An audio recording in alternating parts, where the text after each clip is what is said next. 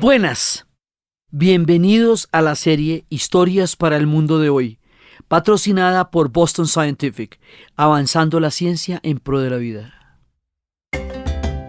Hoy en nuestras historias para el mundo de hoy nos vamos a meter con una cosa que se podría llamar un capítulo serie. Es decir, que vamos a tratar de contar en un capítulo lo que amerita una serie.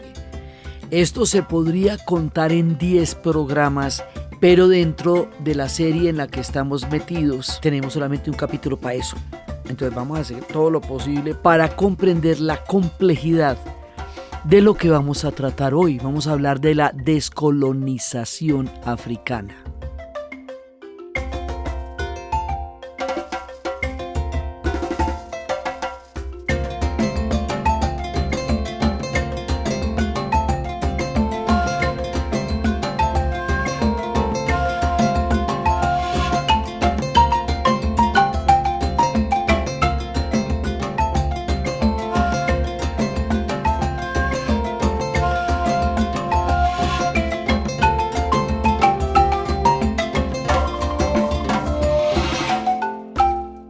La descolonización como tal es un tema global, porque significa la descolonización es cuando los países que fueron colonizados en el siglo XIX por parte de Inglaterra, Francia, Portugal, Italia, Dinamarca, en términos generales, pero en términos particulares los de África van a empezar en la segunda mitad del siglo XX un proceso para descolonizarse, en términos latinoamericanos para independizarse. Sí, o sea, la misma independencia que nosotros vivimos globalmente como continente entre 1810 y 1821, la van a vivir los pueblos africanos en los años 60 del siglo XX. Y lo van a vivir también los pueblos de la península de la Indochina y todo esto va a suceder después de la Segunda Guerra Mundial. Y también lo va a vivir la India y lo van a vivir todos aquellos que habían sido colonizados por el Imperio Británico o por los franceses. Y eso es lo que es la descolonización, o sea, la independencia de los pueblos de una gran cantidad de países que surgirían después y que tienen mucho que ver con lo que hoy llamamos el sur global. Porque este es un proceso global, o sea, es un proceso planetario, porque la colonización fue un proceso planetario. Entonces la descolonización pues necesariamente lo va a hacer, porque tiene las mismas implicaciones que implicó crear todos esos imperios. Entonces vamos a contar un poco cómo se dio cada uno de esos y las implicaciones que eso va a llegar a tener y que tiene en la actualidad. Eso es lo que vamos a contar hoy y vamos a proceder porque esto es una cosa muy impresionante lo que nos pasa aquí. Pasa que el colonialismo como tal es una dominación imperial, es una dominación económica, es una dominación política, pero también es una dominación cultural. Y el gran aporte en un aporte fundamental que da el pensamiento africano a la actualidad y al análisis de las realidades que estamos viviendo ahora es que entiende el colonialismo como un tema mental, es decir, como una narrativa, como una manera en la cual un imperio te mete a ti dentro de la cabeza la narrativa que él tiene de ti y te hace creer y te hace mirarte con los ojos con que el imperio te mira. Y esa es una narrativa muy desventajosa porque tú ahí no sales bien librada ni bien librado. Entonces no solamente se van a descolonizar a nivel político y militar, que va a ser una cosa enorme, sino que lo van a hacer a nivel mental y a nivel cultural. Y ahí es donde los africanos llevan la vanguardia en el pensamiento de cómo se descoloniza uno. Sí, porque cuando nosotros hicimos las independencias, nosotros queríamos el mismo modelo de Europa, solo que el de la Ilustración y no el de la España imperial. Pero no íbamos a romper con Europa ideológica ni culturalmente porque apenas nos estábamos formando todos, ellos en sus revoluciones y nosotros en nuestros países. Entonces ahí no había, digamos, como una necesidad histórica en ese particular momento de hacer este movimiento cultural. Pero en este momento para los africanos es completamente importante hacer esto. Eso significa recuperar su cultura, sus nombres, sus identidades, porque ellos fueron víctimas masivas de un comercio triangular de la esclavitud. Fueron llevados a Europa y a los Estados Unidos y al mundo entero en condiciones de deshumanización, de tráfico, de venta. Entonces, el proceso de descolonización está por un lado ligado a todas las consecuencias que la esclavitud tuvo en lo que nosotros llamamos la diáspora africana, que significa toda la cantidad de pueblos que surgieron y nacieron y vivieron fuera del África, no por su voluntad, sino porque fueron descendientes de los que fueron vendidos en el comercio triangular, en la trata de esclavos. Entonces ahí ya estamos hablando de una perspectiva completamente diferente de la visión de mundo desde el África que la que se puede tener desde cualquier otro tipo de comunidades. Entonces, aquí este es un proceso que se va dando, que se articula, ¿no? Toda la diáspora africana con la descolonización africana están interrelacionados. Como les digo, todo el proceso de descolonización es global, porque también se está dando en Indochina y se dio en la India con Gandhi.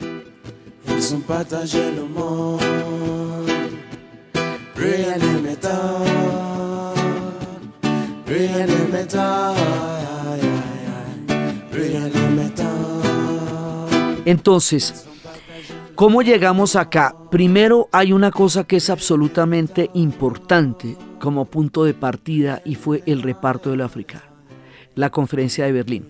Los pueblos africanos tenían historias y grandes reinos. Ellos tenían los reinos de Malí, del Gran Zimbabue, de Carnen Borno, de Dahomey, los reinos del Gran Songhai, reinos que existieron durante milenios y que trajeron unos aportes de civilización enormes. Ellos después también tuvieron una versión de la islamización que hizo que hubiera un islam propio del África también. Y en el caso de Mali, un islam propio de Musa Mansa, que fue el que llevó su versión del islam a Mali, en contraste con la versión que tenían los marroquíes. O sea, ahí hay un montón de pueblos. Entonces resulta que estos pueblos tenían linajes, historias que databan de miles de años, tenían dinastías. Y en el momento que se va a repartir el África, a ellos les van a quitar sus gobernantes, sus dinastías, sus linajes, que habían estado durante mucho tiempo allá, en el caso de que no se los hubieran quitado ya con el comercio triangular. Entonces, primero, ellos van a ser víctimas de una tragedia demográfica, que fue toda la cantidad de gente, alrededor de 12 millones de personas que fueron esclavizadas durante 4 siglos por parte de los europeos en el resto del mundo. O sea, aquí estamos hablando de crímenes históricos varios. Entonces, uno es todo el comercio triangular. El único país que no fue esclavizado fue Etiopía, porque las condiciones geográficas hacían que fuera completamente imposible meterse allá. Por eso ellos tienen a Haile Selassie y tienen toda la descendencia de 250 gobernantes seguidos que aún están hablando y determinan los destinos de Etiopía. Ils sont partagés Africa, sans nous consulter. Ils s'étonnent que nous soyons désunis. Une partie de l'Empire mandingue se trouva chez les Wolofs. Une partie de l'Empire Mossi se trouva dans le Ghana. Une partie de l'Empire Soussou se trouva dans l'Empire Mandin. Une partie de l'Empire Mandin se trouva chez les Mossi. Ils sont partagés Africa sans nous consulter. Entonces resulta que en la conferencia de Berlín, entre 1884 y 1885, en una mesa en la ciudad de Berlín, a miles de kilómetros de donde queda esto, los europeos, entiéndase, Inglaterra, Francia, Dinamarca, Italia, todos ellos, Italia más adelante, van a trazar sobre planos la manera como se van a repartir el continente africano. Se van a repartir una tierra que no es de ellos. En esa conferencia no está invitado ningún africano. En algún libro yo leía que las leyes de educación no se discutían con los estudiantes como las leyes de cacería no se discutían con los conejos. Entonces, ¿qué pasa? Ahí hay un reparto de acuerdo con los intereses coloniales en los yacimientos, en la minería, en las riquezas geográficas. Si ustedes miran el mapa de África tiene líneas rectas, trazadas con escuadras, como no es la naturaleza. La naturaleza no tiene ese tipo de líneas. Entonces, ¿qué van a hacer? Eso se van a repartir. Los lagos, las montañas, se van a repartir toda la naturaleza de acuerdo con los intereses imperiales de los europeos.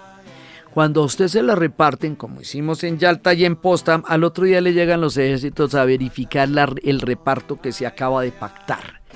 Y lo mismo que el mundo quedó dividido con los intereses de la Guerra Fría, van a quedar los africanos divididos con los intereses de los europeos. ¿Esto qué significa?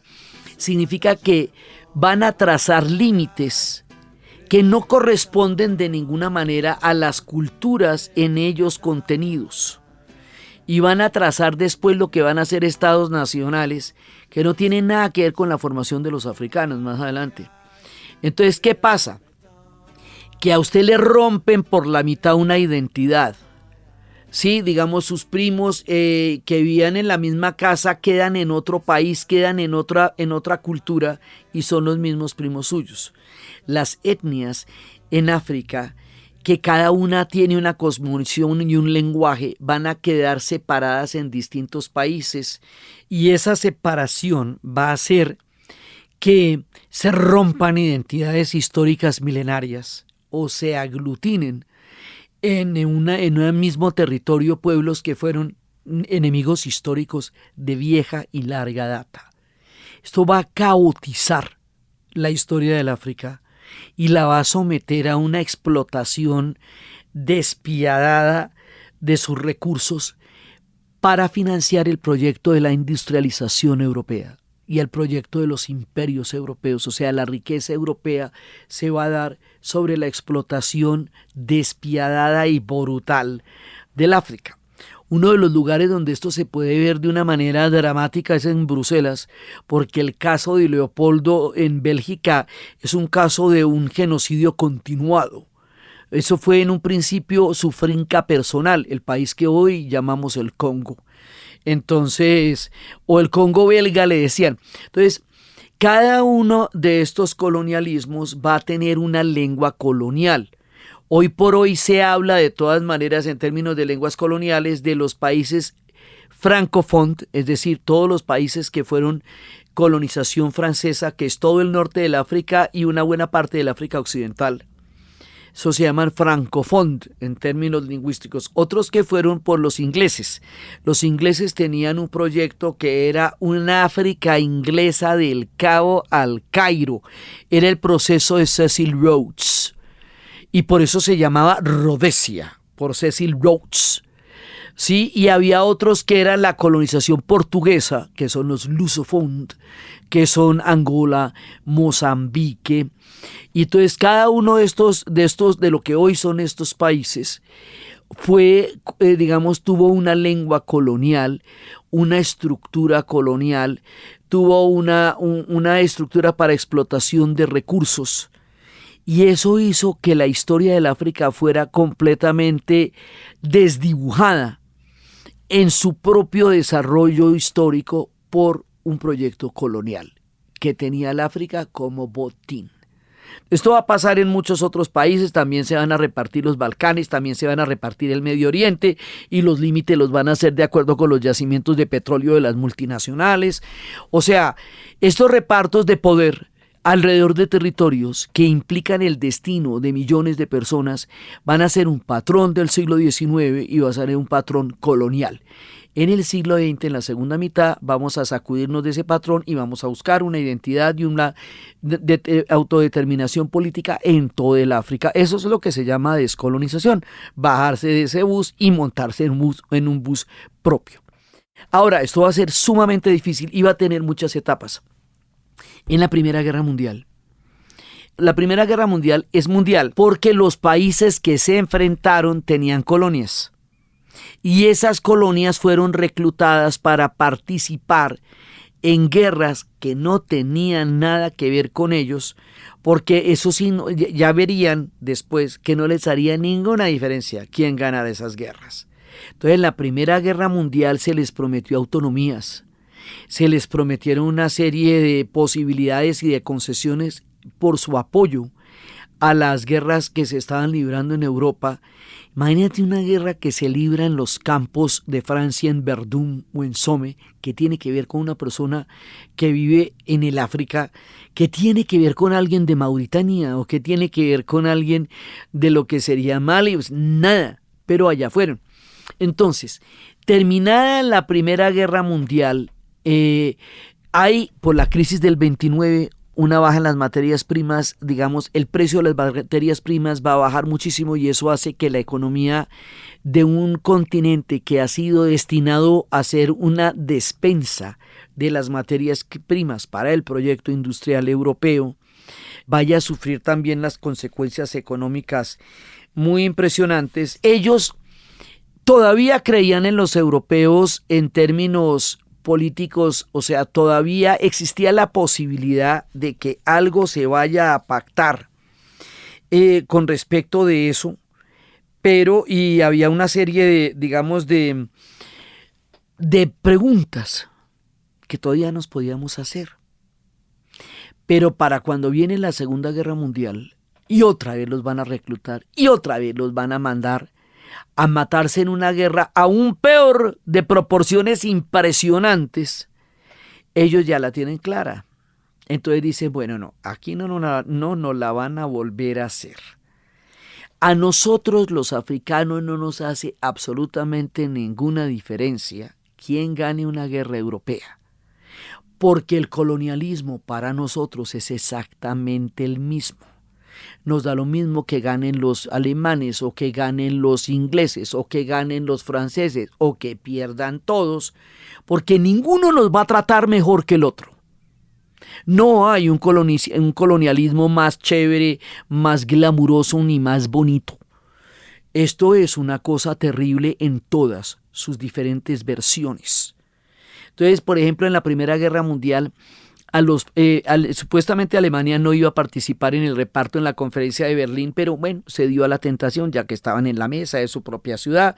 Y entonces le tocaron unas cositas que te digo yo, como Camerún, como Namibia, como Tanzania, ¿no? Entonces resulta que después de la Primera Guerra Mundial, esos territorios van a pasar a manos de los ingleses, algunos, y a manos de Francia otros, y entonces va a quedar Alemania sin los territorios de ultramar en África. ¿Usted cree que eso le hizo una diferencia alguna a los africanos? Pues no, cambiaron de dueño y cambiaron de colonialismo. Entonces dijeron, no, mira, es que da lo mismo. Sí, da lo mismo porque esos enemigos son enemigos entre ellos. Pero a nosotros nos da la misma vaina, porque la misma forma de penetrarnos colonialmente la ejercen unos como otros. Entonces esto tiene unos despelotes. Mire, hay 3 Guineas. Hay una Guinea Conakry que era parte de los franceses, de la colonización francesa. Hay una Guinea Bissau que era parte de la colonización portuguesa. Hay una Guinea Ecuatorial que era parte de la colonización española, porque los españoles también se metieron con la Guinea Ecuatorial y con el Sahara Occidental y con Marruecos.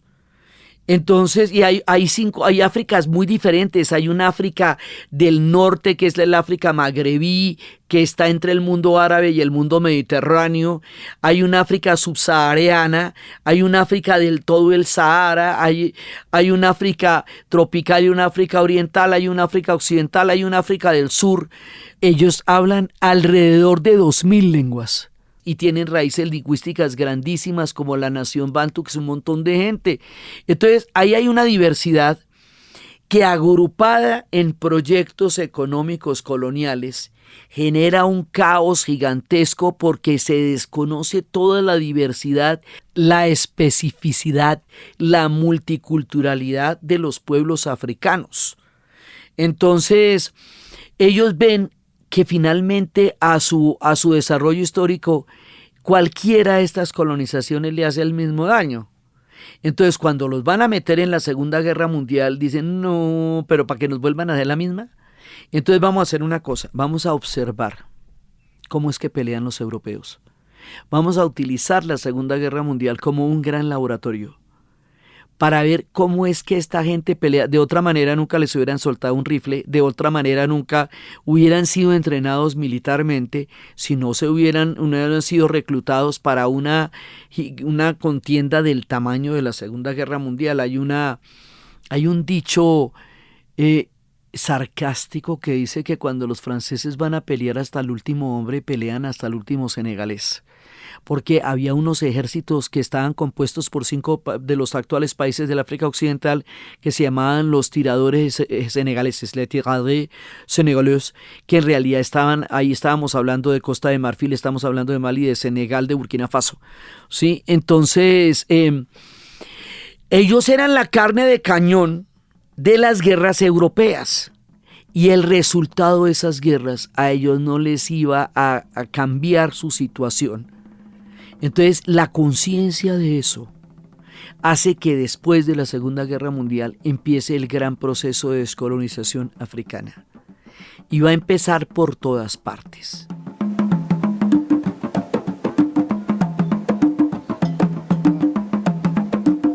Igual está sucediendo en Indochina. Igual está sucediendo, y inmediatamente después de la Segunda Guerra Mundial la India reanuda la campaña de independencia que habían parado. Gandhi había mandado una carta a Churchill diciendo: mientras Inglaterra esté en la hora más dura de su historia, la India para la campaña de independencia, y la paran, sin saber cuánto tiempo duraría, hasta que Inglaterra logra salir de la Segunda Guerra Mundial victoriosa. Dicen, bueno, ahora sí, ¿en qué íbamos?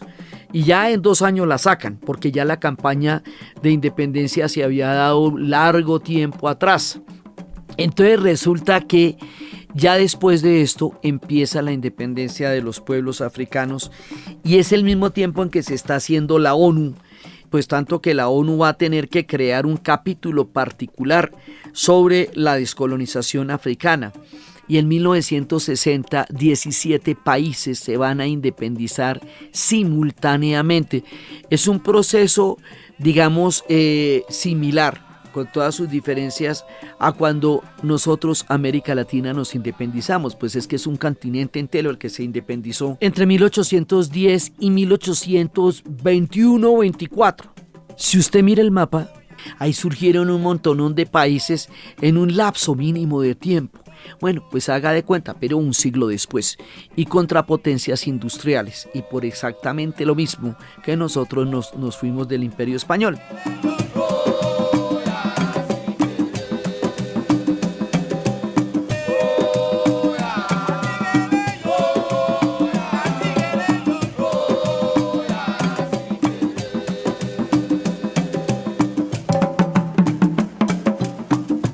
Esto nos va a generar los grandes héroes de la independencia, y el primero, digamos, es un pensador de la República de Ghana, la primera que se va a independizar, que se llama Kwame Nkrumah.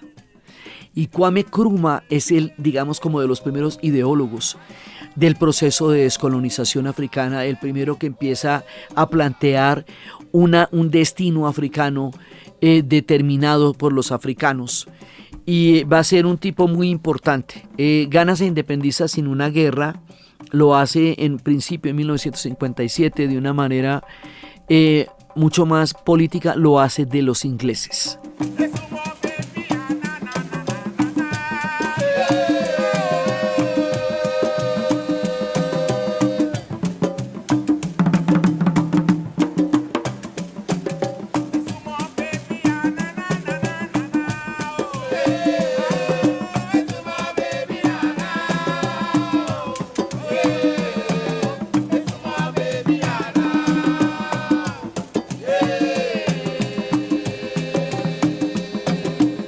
Ahora, otra cosa que es muy importante, hemos hablado muchas veces en estas historias de las oficinas de prensa. Las oficinas de prensa es quien te está contando a ti esta historia. Y resulta que esta historia, contada por la BBC, sobre la descolonización de los ingleses y contada por la France Press sobre la descolonización de los franceses, pues evidentemente va a mostrar el proceso de la descolonización como un proceso salvaje, terrible, porque se están descolonizando sus propias colonias de ellos. Entonces hacíamos la analogía que era como si la independencia de América Latina hubiera sido narrada por Sámano y Murillo. Entonces en ese momento pues Bolívar sería un terrorista y Ricaurte un hombre bomba, y vete tú a saber que sería San Martín o Higgins o O'Brien o Artigas. Entonces, o sea, ese derecho que a nosotros se nos reconoce históricamente de surgir como un continente después de la independencia del Imperio Español, no tanto se le reconoce a los africanos. Entonces se muestra, es como si fuera que África, mejor dicho, se volvieron locos, mira esa cantidad de guerras que están haciendo. No, es el derecho de la autodeterminación de los pueblos, que fue consagrado tanto en la ONU como en los principios de la Revolución Francesa. O sea, es la misma doctrina occidental, simplemente que está siendo aplicada a los derechos de los pueblos africanos, que estaban sometidos por los mismos que dijeron eso, la autodeterminación de los pueblos. Entonces empieza el proceso de descolonización. Este proceso está enmarcado también en una mirada global del destino de los pueblos africanos. Hubo un pensador que se llamaba Marcus Garvey, que dice que el retorno al África sería la manera de huir, de terminar de todo ese horror de la esclavitud, y Marcus Garvey va a ser un gran pensador. Él es jamaiquino y él creó rutas navieras, Black Star, para volver al África, y era un periodista, y Marcus Garvey va a ser, digamos, como uno de los grandes pensadores de lo que va a ser el pensamiento anticolonial y Rastafari en Jamaica. Y eso es una de las cosas que salen de aquí. Los Rastafaris se remiten a Etiopía para crear una herencia espiritual, mística, religiosa, de colonial. Cuando Mussolini invadiu a Etiópia, aquela batalha tão brutal. Se um general invadiu a Etiópia, batalha sangrenta, desigual. Etiópia dos etíopes massacrada. Etiópia dos etíopes. Entonces esto va generando una gran cantidad de cosas. Malcolm X va a formar parte de los musulmanes negros en los Estados Unidos porque se considera que el Islam es la religión de los pueblos en liberación, que fueron llevados por el cristianismo y el protestantismo como esclavizados en los siglos XVI, XVII y XVIII. Entonces, o sea, hay mucha gente trabajando en esto, pero fundamentalmente el proceso como tal lo hacen los africanos, porque es tomar en las manos su propio destino. Entonces esto va a suponer una confrontación contra las potencias vencedoras de la Segunda Guerra Mundial, aún en el estado en el que estaban, porque quedaron muy apaleados después de la Segunda Guerra Mundial. La Europa en reconstrucción quedó en cenizas muchas veces, pero aún así todavía tenían ejércitos, y esto fue un proceso durísimo.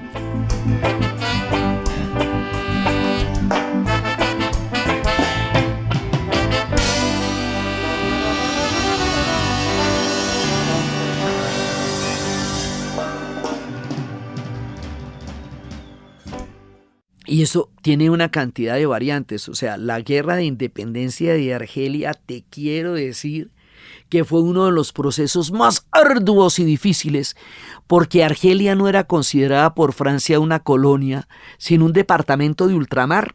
No les llamaba la atención el Mediterráneo que los separaba de Francia. Entonces, consideraba que la Argelie, c'est la France. Y cuando Argelia declara su independencia, va a ser tomada como una traición a la gran patria francesa. O sea, ni siquiera se podía comprender que los argelinos quisieran tener una patria distinta a la de Francia. porque como se aplicaba el esquema de civilización barbarie, entonces se creía que formar parte de un imperio colonial era formar parte de una gran civilización, cuando primero tú lo eras, una gran civilización antes del imperio colonial, y segundo, las condiciones en que tú estás metida ahí son totalmente desfavorables porque es para beneficiar al otro. El colonialismo es como una tenia que se come todo lo que tú te comes, pero no para alimentarte a ti. Entonces, y que además te desprecia.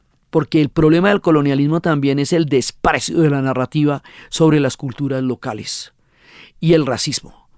Entonces, digamos, ahí buena parte de los males del mundo están en los sistemas coloniales. Entonces, la descolonización va a tener que cuestionar todo eso, porque es lo primero que va a pasar. Entonces, ellos van a tener sus grandes héroes, Kwame Nkrumah, Patricio Lumumba, que va a ser asesinado en el proceso de descolonización del Congo. Traoré, el de entonces, como el que está ahora, Thomas Sankara, en los años 80. O sea, hay una cantidad de héroes que van a buscar, que son los Bolívares y los Santanderes y los San Martínez de ellos. ¿Sí? Haga de cuenta, digamos, haciendo este relato desde América Latina, Bogotá, Colombia. ¿Sí? Pues yo tengo una referencia latinoamericana, pues porque ese es mi lugar de enunciación. Entonces, por eso pues se los cuento referido a la historia nuestra. Sí, entonces esos son sus Bolívares y sus San Martínez y sus San Artigas. Entonces, pero se llama Kwame Nkrumah y se llama Patricio Lumumba y se llaman Traoré. Entonces, es el mismo derecho, pero esto va a ser durísimo, durísimo, durísimo. Además, esto estaba dividido de una manera en que hay un Congo que es para Bélgica, que llamamos el Congo belga, que después se va a hacer la República del Congo. Y hay otro Congo que era para los franceses. El Congo belga va a tener como actual capital, después de esto, Kinshasa. Y el Congo, y el Congo francés, que se va a llamar Brazzaville. Entonces, o sea, es un mismo territorio dividido entre belgas y franceses. Sí, entonces lo primero que hay que hacer es cambiar los nombres, porque tenían los nombres de todos los gobernantes. Entonces, Elizabethville, Stanleyville, sí, entonces empezar a ponerle los nombres africanos, digamos, empezar a descolonizar por el nombre mismo de la nación. ¿Cómo vamos a gobernarnos? Cuando se van los europeos, dejan un continente con un sistema administrativo, colonial y económico en el cual los africanos no sabían cómo se manejaba eso, como si a usted le dejan la casa, pero todos los cajones con llave. Entonces a usted le toca empezar a sacar las llaves para saber cómo funcionan los cajones. O sea, dejan eso de la peor manera posible. Y esto va a llegar a momentos durísimos, ¿sí? Y además porque la idea aquí es que el amo blanco se va, pero no se va de Tanzania ni de Uganda, se va del África. Esto es toda el África la que toma una decisión histórica para sacudirse de todo este montón de imperios. Es una cosa muchísimo más complicada la que nos tocó a nosotros los latinoamericanos, porque nosotros los latinoamericanos solamente nos descolonizamos de un solo imperio, que era el español. Entonces todas las baterías eran contra el español y hablábamos español. Pero es que esta gente habla cualquier cantidad de lenguas y se tiene por aparte. Entonces hay que echar a los franceses, a los ingleses, a los portugueses. ¿Sí? A cada uno hay que hacerle su propia guerra de descolonización. Y vamos a definir qué tipo de países vamos a tener. Entonces, si nos ponemos a cuestionar los límites coloniales de reparto del África, se nos puede ir todo el proceso en eso. No más en definir los límites. Entonces se aceptan los límites de la Conferencia de Berlín, no porque se crean ellos, ni porque eso no haya sido uno de los problemas más serios, sino porque hacer al mismo tiempo la descolonización y la redefinición de límites desbordaba el proceso mismo, ¿sí me entiende? Entonces, el hecho de que esos límites todavía estén en vigencia hace que muchos de los conflictos que en este momento tienen los africanos sean los resultados de eso. ¿Sí? Entonces, por ejemplo, uno está en Mali y viaja a la Guinea Conakry y sigue siendo el mismo país, y sigue siendo Bambaras, y sigue siendo Mandé. ¿Sí? O sea, es una misma cultura separada por una frontera. Y entonces usted ve al lado del lago que tiene el Congo, por un lado están Tutsis y Hutus, y está Burundi, y está Ruanda, y está el Congo. unidos o separados, como tú quieras, por un solo lago. Entonces cada uno de estos países desborda los límites nacionales cuando los conflictos se producen, porque esos límites no significan nada para ellos.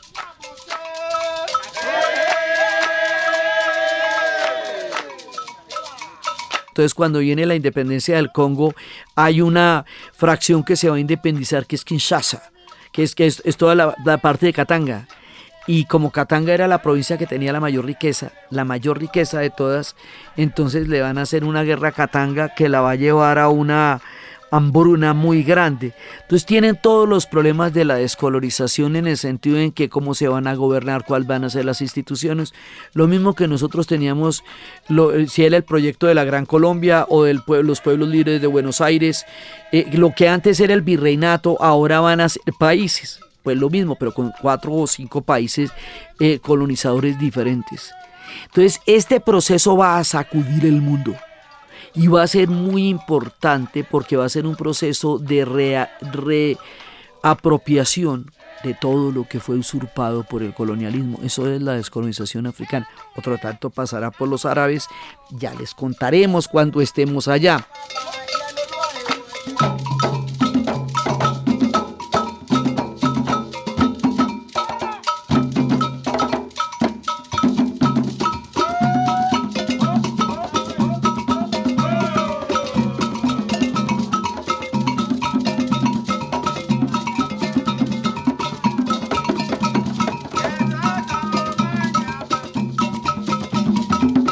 Entonces, esto sucede después de la Segunda Guerra Mundial, además porque antecitos de la Segunda Guerra Mundial a Mussolini le había dado por recuperar lo que había sido en su versión el antiguo Imperio Romano, y se dio a la tarea de empezar a reconquistar, imagínate el Imperio Romano como era de grande, y con ese delirio imperial trasnochado se metió en Etiopía. Y en Etiopía los etíopes peleaban descalzos y los ejércitos de Mussolini llegaron con gas mostaza y también enceguecían. Entonces fue una guerra tan desigual y tan miserable, y en ese momento la Sociedad de las Naciones, esto lo contamos en el programa de la ONU, no pudo hacer nada y se terminó disolviendo, entre otras cosas, por no poder resolver el problema etíope. Entonces ellos empiezan a dar cuenta que nada se les va a dar que ellos no se ganen por sí mismos, y que además había habido una conferencia que era la conferencia de Brazzaville, en la cual De Gaulle les había prometido autonomía, les había dicho que lo apoyaran en la lucha contra los nazis, es que todo lo que tú quieras, pero que independencia no. O sea, que apoyo, cariño, me encantas, pero independencia no. Dijeron, grave, porque ellos no nos van a dar la independencia si nosotros no la peleamos. O sea, esto no siempre se va a poder hacer con tratados. Entonces se les van cerrando puertas. Cuando la mitad de Francia cae bajo la dominación nazi, esa mitad que cae bajo la dominación nazi le vamos a llamar la Francia de Vichy. Esa Francia de Vichy ocupa el norte, el África subsahariana, en unas condiciones verdaderamente tenaces. Entonces toca salirse de ahí. Más adelante la independencia de Argelia va a suponer algo tan grave como que los franceses de la Francia de Vichy, que habían colaborado con la ocupación nazi, se fueron para Argelia, y si Argelia se independizaba, ellos tendrían que volver a Francia con una mano adelante y la otra atrás. Por eso van a terminar declarándole una guerra, pues un golpe de estado a la propia Francia. O sea, cada uno de estos procesos puede enfrentar a los europeos con ellos mismos, y eso es una parte de lo que es tan supremamente fuerte.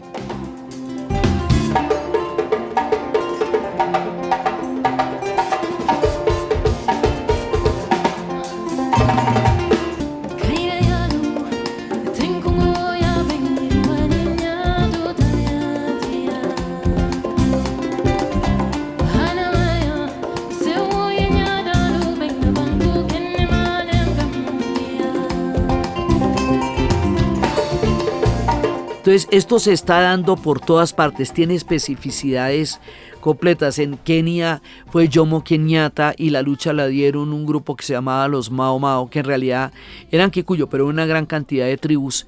Y después de que se independiza Kenia, tiene que pagarle una gran cantidad de dinero a los ingleses como indemnización por las mejoras que hicieron durante su periodo colonial. O sea, las carreteras que los mismos africanos construyeron en condiciones de explotación total, les tocó pagárselas a los ingleses por el perjuicio de ya no tener esas colonias. Los tratos poscoloniales son durísimos. El África Occidental queda bajo, 14 países del África Occidental quedan bajo una sola moneda que se imprime en Francia, que se llama la CFA. La economía en este momento de 14 países africanos se imprimen las monedas en Francia. Entonces aún quedan muchos rasgos poscoloniales que son sumamente difíciles para la viabilidad de las economías africanas. Y por el otro lado, el discurso de que los africanos no eran capaces de gobernarse a sí mismos, sino que necesitaban la tutela de los europeos. Esas son palabras de los europeos. O sea, artículos donde ellos decían que les preocupaba mucho la descolonización africana porque ¿qué sería del destino de esos pueblos sin su tutela? Sí, en los africanos dicen que los europeos hacen el incendio y luego llegan de bomberos.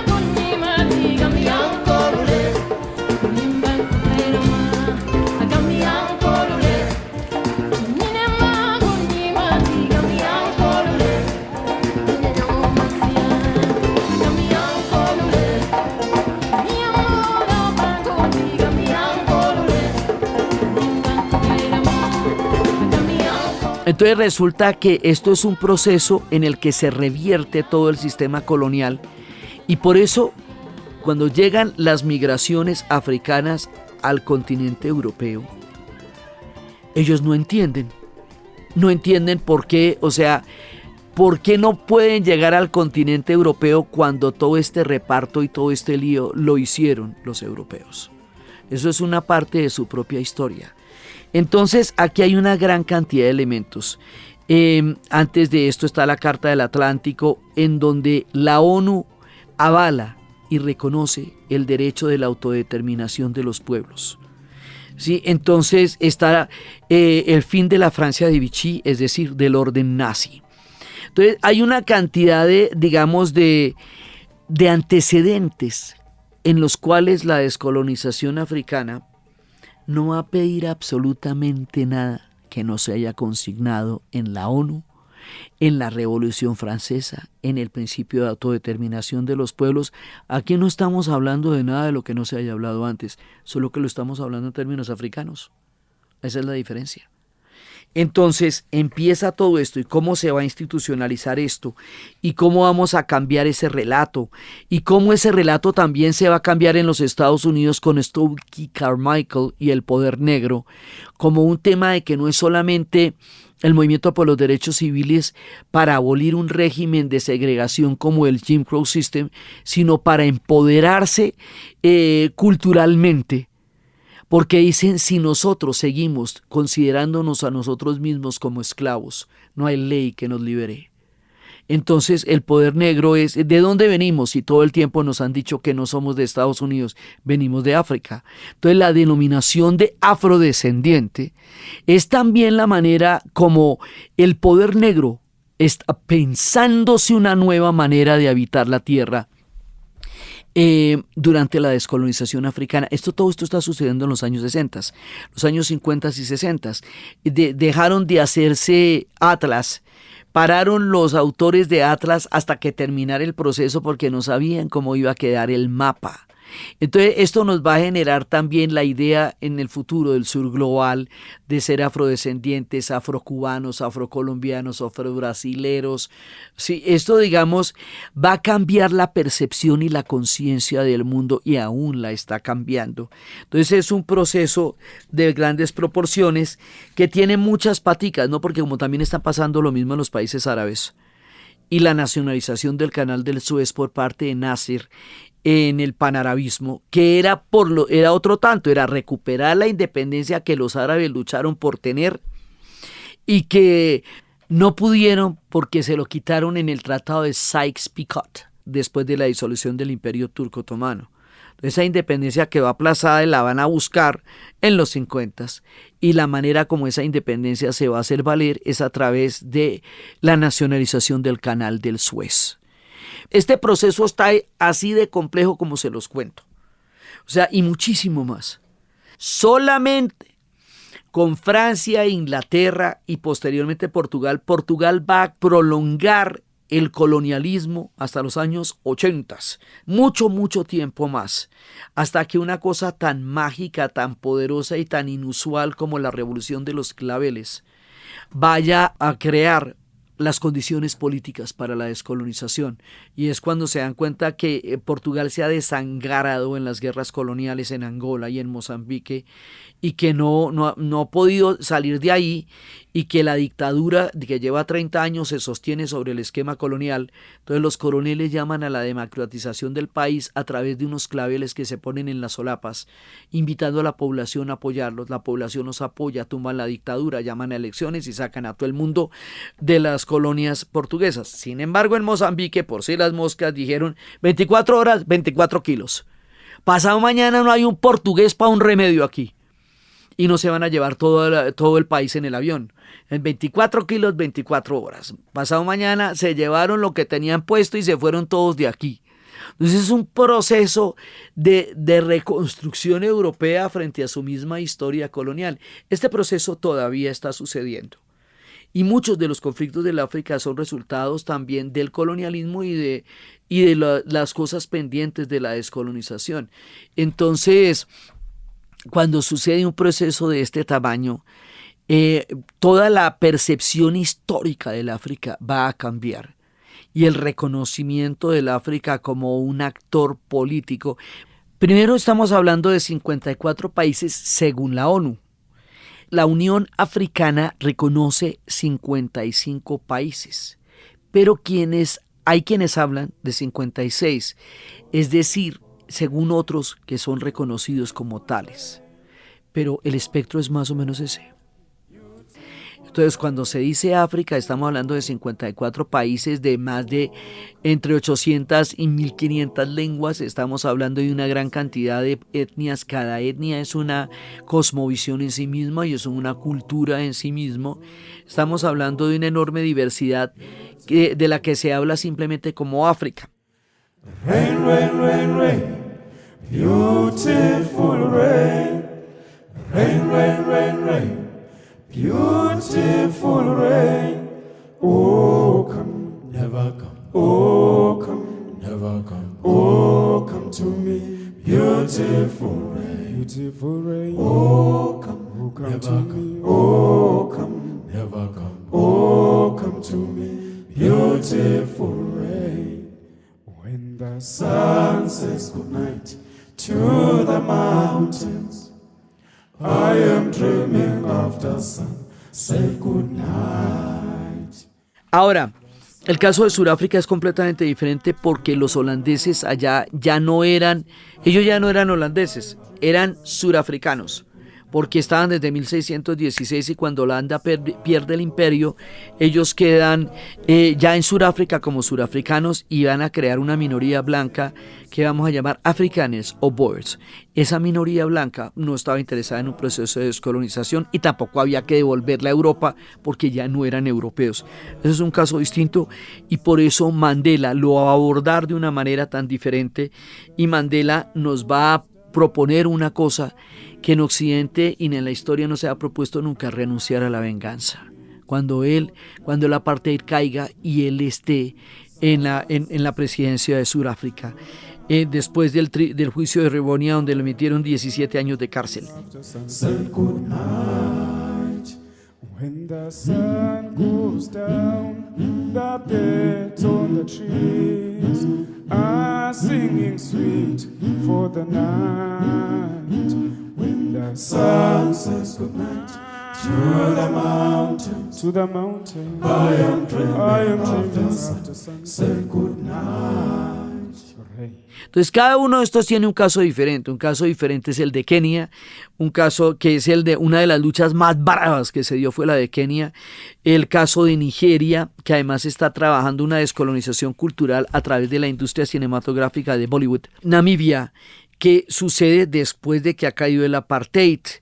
Ya, digamos, la última parte de la descolonización como tal va a ocurrir con la salida de Mandela de la cárcel y con el fin del apartheid, porque el apartheid es parte de los sistemas coloniales.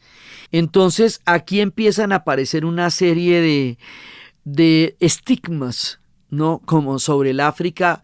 Primero, mostrar el África catastrófica.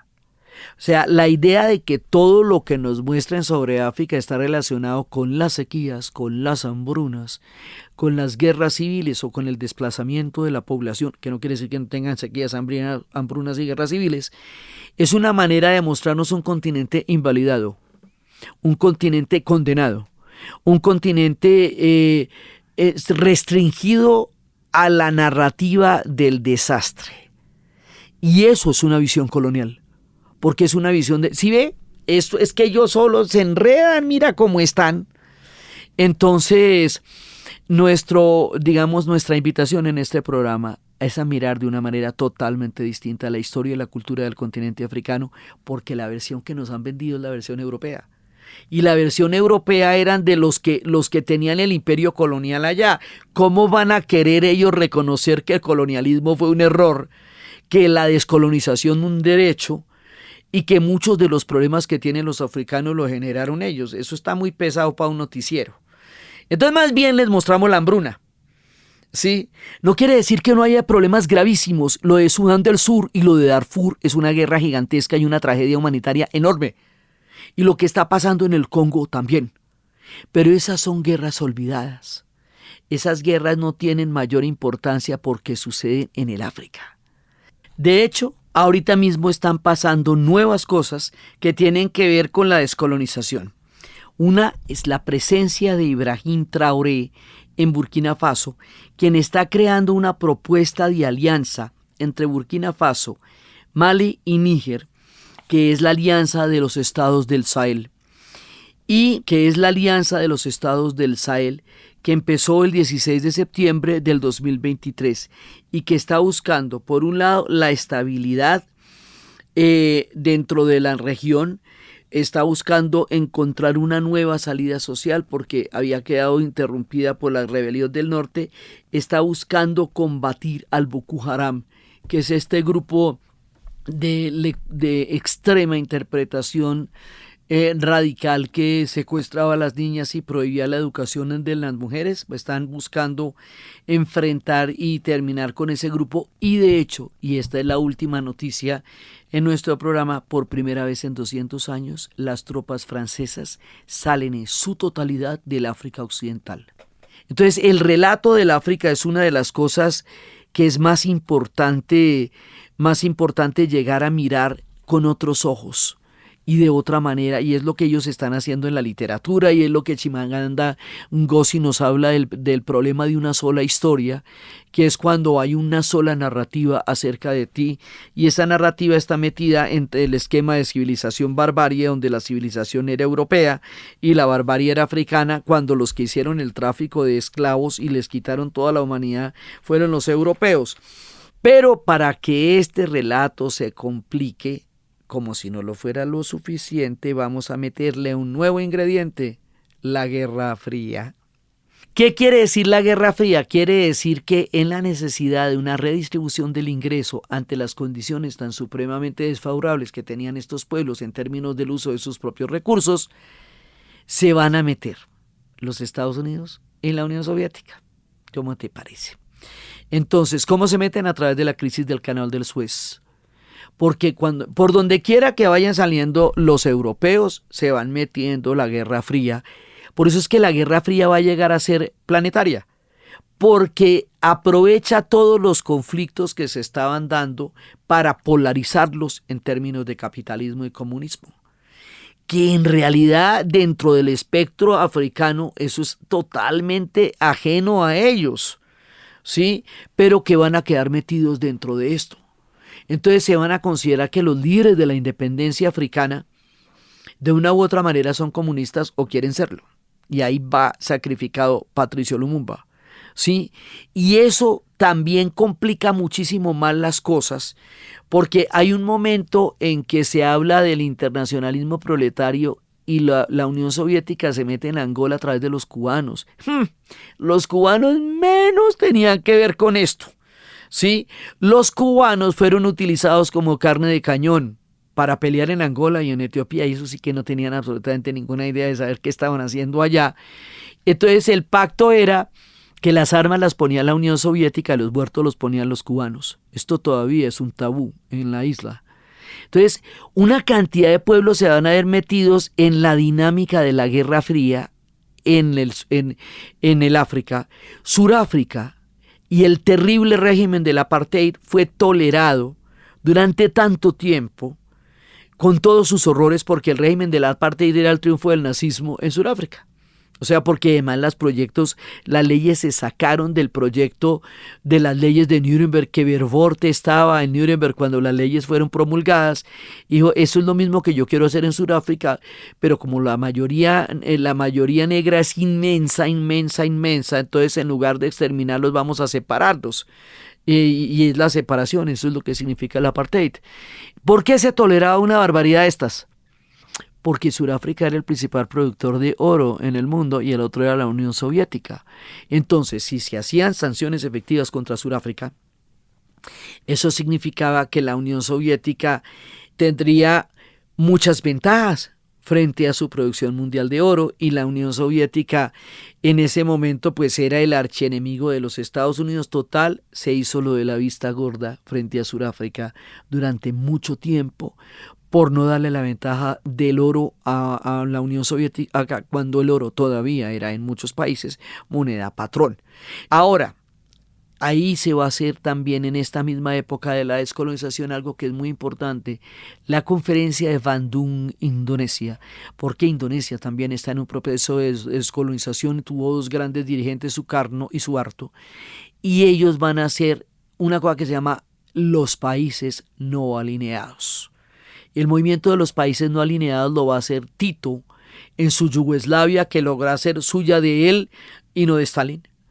Gandhi, Nehru, en este caso, porque ya Gandhi había sido asesinado, que no le debe la independencia a nadie, sino a una materia prima que se produce en la India que se llama la fuerza del espíritu.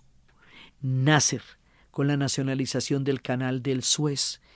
Y el movimiento de los no alineados es un intento por poder llevar a cabo la búsqueda de destinos de los países sin que sean manipulados por los Estados Unidos y la Unión Soviética. Es un intento bastante utópico en el sentido en que era tal el nivel de polarización a nivel de ejércitos que esto era muy difícil de hacer. Pero se intentó y de todas maneras existe, y de todas maneras siempre fue una medida distinta de la geopolítica, porque la Unión Soviética y los Estados Unidos cooptaban absolutamente todo lo que estaba pasando en el planeta e interpretaban cada uno de los conflictos como un tema de los dos bloques históricos enfrentados política, geopolítica y militarmente a través de todas las guerras de todos los demás países. Entonces ellos no se van a salvar de la Guerra Fría, y la Guerra Fría les va a hacer bastante daño. Entonces, con la teoría del tercer mundo, pues se oficializa el racismo cultural, ¿no? Hay gentes que ya tienen todos los países que necesitan y gentes que están apenas construyendo sus países y no lo hacen creer a nosotros, que es más grave. Sí, porque que ellos piensen eso de nosotros, para allá ellos, pero si nosotros nos sentimos tercermundistas y subdesarrollados, ¿cómo te parece? Sí, entonces los africanos lo que hacen es mostrar eso, el colonialismo cultural, la visión del otro que te desprecia a ti y te hace creerte tu propio desprecio. ¿Sí? Entonces es muy importante leer autores africanos, leer novelas africanas, estudiar el panafricanismo, porque eso nos enseña muchísimo a los latinoamericanos de nuestra propia relación con nuestro pasado colonial. Entonces, cada uno de estos procesos tiene una especificidad y cada uno de ellos es una historia por sí mismo. Una es la historia de Ghana, otra es la historia del Congo, otra es la historia de Argelia, otra es la historia de Kenia, otra es la historia de los últimos países, de las últimas colonias portuguesas. Cada uno de la República Centroafricana, del Magreb, que es a lo que llamamos el África del Norte, porque culturalmente son muy distintos. Pero sin la descolonización africana nosotros no podemos entender el mundo de hoy. Y a partir de la descolonización africana es que empiezan a tener voces los que antes eran colonias silenciadas por una condición económica de explotación industrial y de materias primas. La posibilidad de estos pueblos de definir su propio destino, de encontrar sus propias maneras políticas, es de lo que se trata la descolonización. Entonces, tratar de medirlos con los mismos elementos con que nos medimos o con que se mide Occidente es no entender de qué se trata. Sí, el tema del bonapartismo, ¿qué pasa con un tipo al que se le dé toda la independencia? Mobutu duró 30 años en el poder. Él hizo toda la lucha de independencia del Congo, pero de eso hace ya 30 años, ¿qué vamos a hacer contigo, pues? Entonces, la misma discusión que se da en América Latina, ¿dónde está la oficinita del Libertador? ¿Qué oficinita le ponemos al Libertador, al padre de la patria? Sobre un proceso que se hizo tan recientemente. Entonces, pues tienen muchas cosas, ¿no? Y como le decía Gandhi a los ingleses, cuando los ingleses le decían, ustedes van a tener muchísimos problemas cuando se independicen de la India, y él le decía, sí, pero serán nuestros, no suyos. Seremos nosotros los que resolvemos eso. Este proceso todavía está en continuación. Digamos, ya se completó la descolonización como tal, es decir, la sacada de los países europeos físicamente del África. Pero hay una cantidad de cosas que quedaron por esa descolonización. Uno del tema es el Sahara Occidental. Cuando España se va después de la muerte de Franco, usted tiene que tener un certificado de descolonización que diga, me fui y dejé esto aquí así. Si no, entran todos los países a repartirse eso. Y en la mitad de la nada quedó el Sahara Occidental. Se lo repartieron primero con Mauritania. Marruecos después ya lo va a invadir con el apoyo de las potencias de Francia. Y hoy por hoy el Sahara Occidental es un pueblo totalmente desprovisto de su tierra, sacado de allá, que vive en campamentos y que tiene todo el derecho, según la MINURSO, a vivir en su tierra de donde fue expulsado. Hoy vive refugiado en Argelia, que es un pueblo que ayuda a los pueblos que han tenido estos problemas de descolonización y tienen los campamentos en Tinduf. Pero eso y el reconocimiento del mundo al derecho de los saharauis a volver a su tierra es algo que lleva 48 años sin resolverse. Entonces está el Sahara Occidental. El tema de la guerra del Congo y el tema también tiene que ver con la descolonización, y el tema de Sudán del Sur también, teniendo en cuenta que Sudán del Norte fue un dominio inglés durante mucho tiempo y que tiene una cultura totalmente diferente a la del Sudán del Sur, que ahí está el límite entre el Sahara y el Sahel, y entre el Sahara y el Sahel hay culturas completamente distintas, con lenguas completamente diferentes, con una narrativa histórica totalmente distinta y con pueblos que quedan en la mitad, que no quedaron ni en un lado ni en el otro, como es el caso de Darfur. Entonces, si uno coge cada uno de estos conflictos, va a encontrar el rastro del tema del colonialismo y la descolonización como problemas que todavía está resolviendo el África. América Latina duró como 50 años en guerras civiles, tratando de estabilizarse y a ver cómo quedábamos.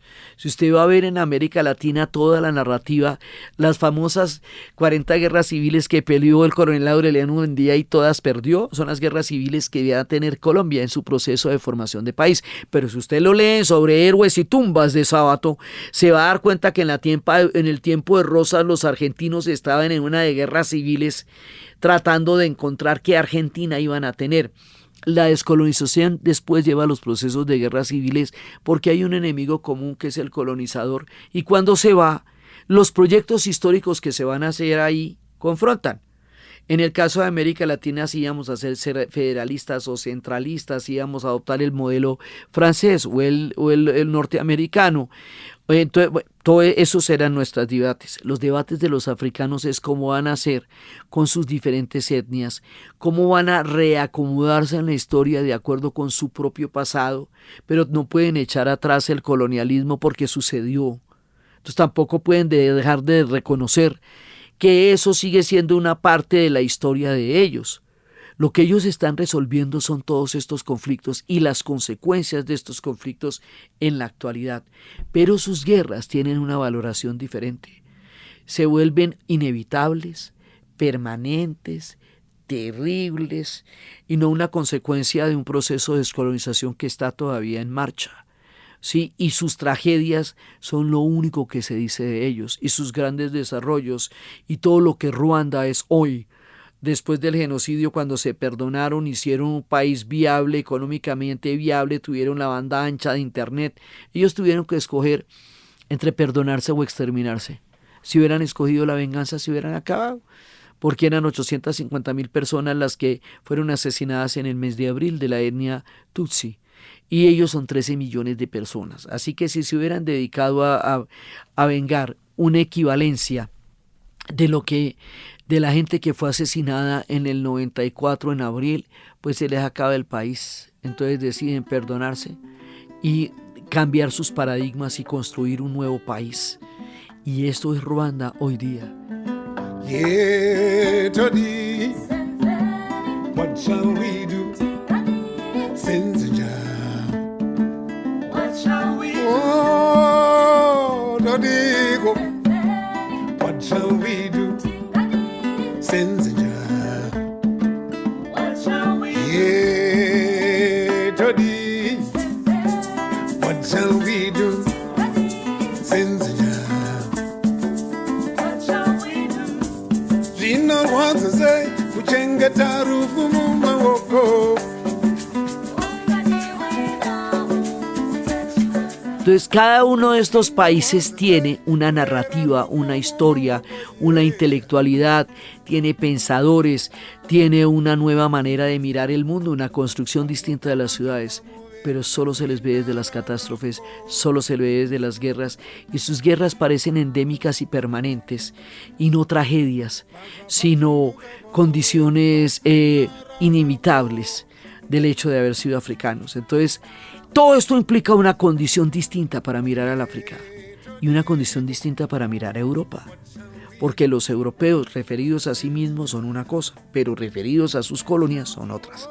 Y el tema de la migración pues también tiene que ver con la descolonización y también tiene que ver con el hecho de que si usted tiene economías dependientes de la economía francesa, pues las condiciones de vida son más frágiles en los países que tienen esta dependencia del CEFA. Eso quiere decir que cualquier vaivén de las economías los afecta de una manera mucho más directa y mucho más tremenda. Entonces llegan en las pateras a Europa y Europa se desentiende de todo el pasado colonial, se desentiende de toda la responsabilidad histórica y de la responsabilidad que hoy tienen sobre la moneda, sobre el precio de las materias primas. Los africanos dicen: no me compres mi cosecha barata y luego me das caridad. La mirada de África como caridad, la mirada de África con condescendencia, la otredad, lo salvaje, aquello que está pasando por allá, y la mirada de los afrodescendientes con el mismo lente del racismo, aquí en nuestra diáspora, aquí en Colombia, en el Brasil. El Brasil tuvo que luchar muchísimo para que tuviera un reconocimiento cultural en un país donde la cultura africana permea todo el país, pero sin embargo eso es todo lo que se ve en las obras de Jorge Amado. Entonces, esto de la descolonización también afecta a la diáspora. Y la nueva mirada de la colonización también hace que haya una nueva mirada en la diáspora. Y enfrentar el racismo como un resultado deliberado de las potencias imperiales es una parte de lo que viene a ser ahora el reconocimiento de todas las implicaciones a nivel de pensamiento de la descolonización. Entonces ellos pasaron por todo, pasaron por la Guerra Fría, pasaron por el orden colonial. Hay un vínculo profundo entre el panafricanismo y el panarabismo, porque son los mismos creadores los que reparten a los unos y los que reparten a los otros. Entonces cada uno de estos líderes en realidad es una visión de los dos procesos paralelos. Y una de esas versiones era Gaddafi, siendo Gaddafi todo lo malo que dicen, todo lo terrorista que dicen, todo lo feroz que dicen. Él articulaba el panafricanismo y el panarabismo y buscaba una economía paralela. Y era el último de la generación de los que estaban buscando un destino diferente para el África y para los pueblos árabes. Él tenía su fritura, él decía que él era un líder, se creía un mesías, un ungido, decía que no lo podían sacar del poder porque él estaba ahí, porque era un líder natural. Pero de todas maneras era una pieza clave en estos procesos, y al matarlos desarticularon esos procesos.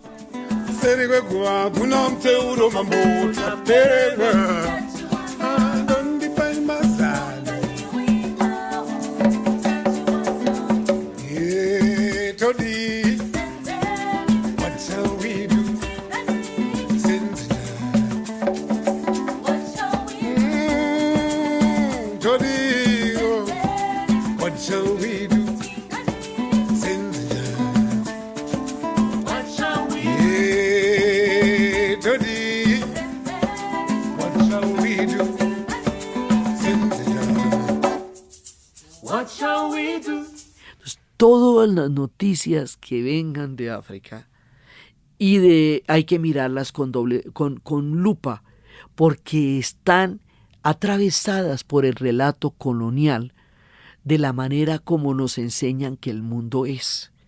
Entonces, el hecho de que nosotros, que tenemos el África justo enfrente, eso, digamos, nosotros no deberíamos llegar a Ghana en menos de 7 horas de avión, lo mismo que nos gastamos a Buenos Aires. Coge el mapa y haga la diferencia. Busque la distancia que hay entre Colombia y Ghana, o entre Colombia y Mauritania.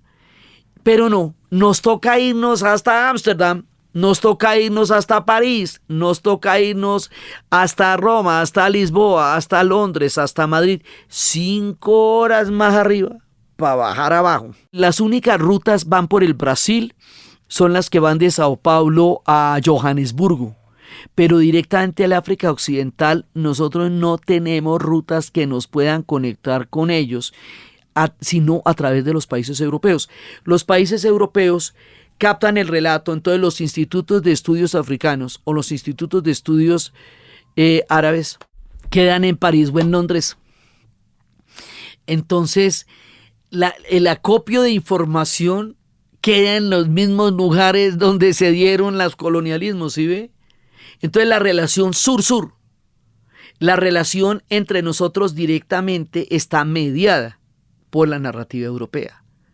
El gran esfuerzo está en mirarnos desde nosotros mismos, desde nuestros propios procesos y similitudes. América Latina no se puede explicar sin África. Es tan importante la influencia cultural. Cuando yo fui a Burkina Faso, me di cuenta, reconocía todo mi país en Burkina Faso. Reconocía mi país en Mali. Comemos lo mismo, platanito frito, que allá lo llaman alocó, sí, con pescado de río, que allá lo llaman capitán. O sea, las danzas, uno escucha en Burkina Faso una música que es como las lagunas de donde crecen los grandes ríos, como la base de todos los ritmos que nosotros bailamos y que consideramos nuestros. Yo vi en Mali, en Sikasso, danzas del Pacífico exactamente el mismo que he visto en el Petronio, y los vi en Sikasso. Entonces hay una, digamos, una semblanza, una simbiosis cultural entre América Latina y África de tales proporciones que visibilizar eso es absolutamente esencial para podernos comprender en nuestra propia historia. Sí, en una época yo conocí un profesor que venía de Sierra Leona, se llamaba Talal, y él pensó que cuando iba a llegar a Bogotá la gente iba a estar en los árboles pegada de las lianas, y le pareció rarísimo ver la Avenida El Dorado. Cuando yo escuché eso, que fue en los 80s, a los africanos les echan la misma historia sobre nosotros que a nosotros sobre ellos. Entonces la misma imagen que nos dan de las películas de Tarzán a nosotros sobre África, a ellos se los dan como pueblos selváticos de nosotros. La descolonización es una invitación a cambiar el relato y a descolonizarnos y a podernos ver desde un sur global, de pueblos que son totalmente entrelazados por los bailes, por la cultura, por la comida, por el pensamiento, por la geografía, y mirarnos frente a frente sin la mirada europea, que medie cómo debemos mirarnos el uno al otro y cómo debemos mirarnos nosotros mismos. Es esa búsqueda de un pensamiento distinto, no mediado por la mirada europea, de lo que se trata la literatura africana y de lo que se tratan los análisis y toda la producción decolonial que están haciendo en este momento los africanos, en la cual son vanguardia, porque lo han pensado muchísimo, porque implica cómo organizan sus países, sus bibliotecas, sus sistemas educativos, sus tradiciones, cómo ligan sus tradiciones con su futuro, cómo se apoyan en su pasado para hacer su presente, cómo se miran de otra manera y cómo logran cambiar las condiciones económicas que siguen siendo coloniales. En este momento, un nuevo agente está llegando en la historia del África, que es la China. Y la China llega en condiciones muy distintas, porque no siente un desprecio por ellos, porque no los discrimina. Necesita las mismas materias primas que los europeos, pero está dispuesto a generar otro tipo de negociaciones. Es un elemento más que está en la ecuación y que está en pleno desarrollo en este momento. Pero el colonialismo europeo sigue siendo un tema con el que ellos tienen que lidiar diariamente para poder entender cómo se estructura su futuro y su presente, sus instituciones económicas, sus instituciones educativas, y la tensión entre la tradición y el presente, cómo no perder sus raíces, pero también darle paso a las nuevas generaciones que tienen nuevos relatos. Son muchísimos los retos que ellos están viviendo ahora, todos los que nosotros vivimos en el siglo XIX, y hay que ver que en el siglo XXI todavía estamos viviendo cosas que tenemos que resolver de muchas otras épocas. Entonces, la idea de este capítulo, donde tuvimos que pasar por tantos niveles de relato, es visibilizar los procesos africanos de descolonización. Ya después habrá tiempo para Mandela, y lo he contado muchas veces, porque el proceso surafricano es muy particular y tiene una cantidad de condiciones muy específicas, pero ellos también fueron repartidos por los holandeses, por los portugueses y por los ingleses, ¿sí? Y también son el resultado de un colonialismo que se volvió permanente. Los holandeses se quedaron allá. Cuando perdieron el imperio holandés, que sucedió durante una época en la historia, los ingleses entraron a tomarse eso dentro de la política de Cecil Rhodes, de una África inglesa del Cabo al Cairo, y en ese momento ya, si tú no te devolvías a Holanda, ya no eras holandés, ya eras surafricano. Entonces ahí estamos hablando de una colonia que se volvió una etnia más, pero con un nivel de poder por encima de todas las demás. Por eso el caso es diferente. Pero a todos los demás sí tocó mandarlos para su casa. Entonces, porque de allá era que habían venido. Entonces, eso es una parte de una mirada de lo que significa el proceso de descolonización africano, de lo que significan muchos de los conflictos que en este momento tienen. Ellos tienen todas las materias primas del mundo, y cada vez, antes tenían el oro, ahora tienen el oro y el diamante, ¿no? Y ahora tienen las tierras raras. Entonces súmele al oro y al diamante las tierras raras.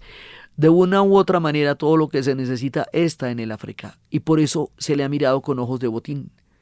Y mirarlo con ojos de botín quiere decir no mirarlos con ojos de pueblos, de culturas, de civilizaciones, de naciones, de países, sino con los ojos de quienes están ahí para ser intervenidos. La idea era tan supremamente loca que no les iban a enseñar a leer para que siempre fueran dependientes.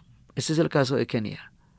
Y las comunidades cristianas de la Consolata, que fueron, digamos, muy maltratados por los ingleses en Kenia, les enseñaron a los keniatas a leer.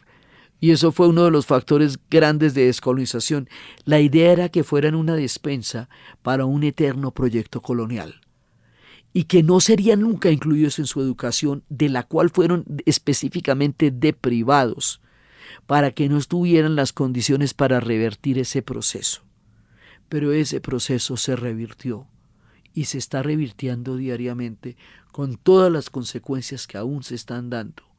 Y eso, a grandes rasgos, y digamos, sin meternos en las honduras que cada uno de estos países requiere y necesita para poder explicar su condición histórica, es de lo que se trata en la descolonización africana, y es absolutamente esencial para poder entender el sur global, para podernos entender nosotros como latinoamericanos y para poder tener una visión que no sea solamente la visión europea del mundo de los noticieros y de la comunidad internacional.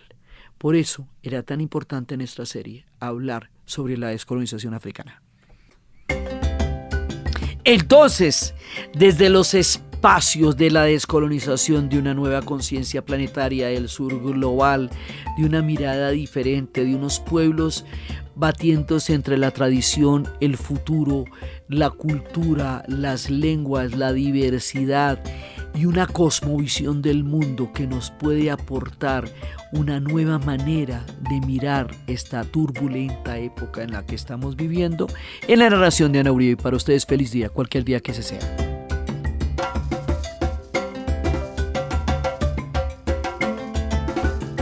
Este podcast fue grabado en Los Gatos Estudio y fue posible gracias al equipo de dianauribe.fm, que está integrado por Diana Uribe, Diana Suárez, Elvira Moreno, Arturo Jiménez Viña, Milena Beltrán y la edición y musicalización de Eduardo Corredor Fonseca. Agradecimientos especiales a Duna Tangankru por su aporte y su análisis y su punto de vista en el proceso de descolonización africana.